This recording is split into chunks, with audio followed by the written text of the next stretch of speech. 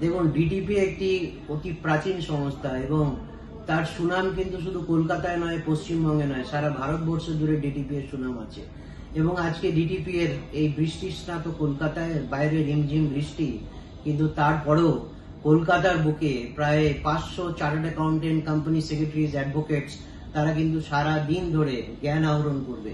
এবং এই কয়েকদিন আগেই দেখবেন ভারতবর্ষের বাজেট হয়েছে, সেই বাজেটের বিভিন্ন দিক নিয়ে কিন্তু আজকে আমাদের এখানে আলোচনা হচ্ছে এবং আগামী দিনে ভারতবর্ষের অর্থনীতি কোন দিকে যাবে সেটার দিক নির্ণয় কিন্তু করবে আজকে এই ডিটিপি এর অনুষ্ঠান, যেখানে সারা ভারতবর্ষের থেকে বিভিন্ন জায়গা থেকে বিভিন্ন বক্তা এসছেন এবং তারা কিন্তু বিভিন্ন জিনিস নিয়ে এই ফাইন্যান্সিয়াল সিস্টেমের বিভিন্ন দিক নিয়ে কিন্তু আলোচনা করবে। এবং ডিটিপি এর যারা কর্ণধাররা আছেন, যে কমিটি মেম্বাররা আছেন, রাজেশ জি আছেন, মহেন্দ্র জি আছেন,